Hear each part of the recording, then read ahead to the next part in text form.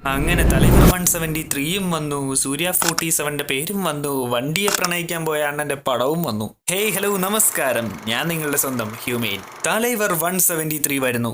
ഇന്നലെയാണ് രജനീകാന്തിന്റെ 173ാമത്തെ പടത്തിന്റെ ടൈറ്റിൽ ലോഞ്ചും അതുപോലെ തന്നെ പടത്തിന്റെ കാസ്റ്റ് ആൻഡ് ക്രൂവിനെ പറ്റിയൊക്കെ പുറത്തുവിട്ടത്.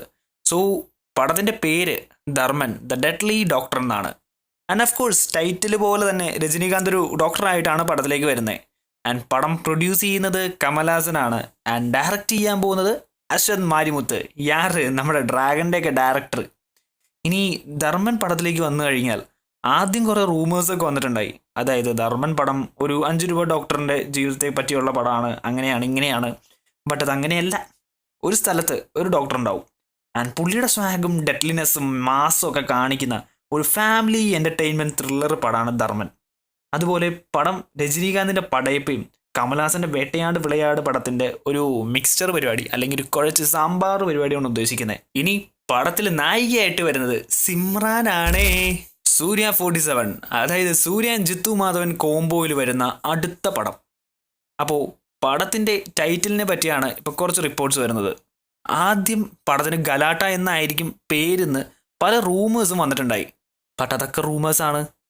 നമുക്ക് കിട്ടുന്ന റിപ്പോർട്ട്സ് വെച്ച് പടത്തിന്റെ പേര് സറവടി എന്നായിരിക്കും. നേരത്തെ പറഞ്ഞ പോലെ തന്നെ സൂര്യ ഈ പടത്തിലൊരു പോലീസായിട്ടാണ് വരുന്നത്. സോ ടൈറ്റിൽ കൂടി കേട്ട് കഴിഞ്ഞപ്പോൾ ഒറ്റ കാര്യം മനസ്സിലായി, A mad police officer on town. അതായിരിക്കും പടത്തിലെ സൂര്യ. ആൻഡ് ജിത്തു മാധവനാണ്. സോ ഒരു കളർ പടം, അല്ലെങ്കിൽ ഒരു കളർ പടം പരിപാടിയായിരിക്കും. ആൻഡ് ക്യാഷ് നോക്കി കഴിഞ്ഞാലും ഹൈപ്പിനുള്ള സാധനമുണ്ട്, ലൈക്ക് നസ്രിയ, നസ്ലൻ എക്സെട്ര. ഇനിയിപ്പോൾ പടം പ്രൊഡ്യൂസ് ചെയ്യുന്നത് സൂര്യയാണ്. പുള്ളി ഒന്നും കാണാതെ പടം പ്രൊഡ്യൂസ് ചെയ്യില്ലല്ലോ. പടവും വേണ്ട ഒന്നും വേണ്ട എന്ന് പറഞ്ഞൊരു ടീമുണ്ടായി.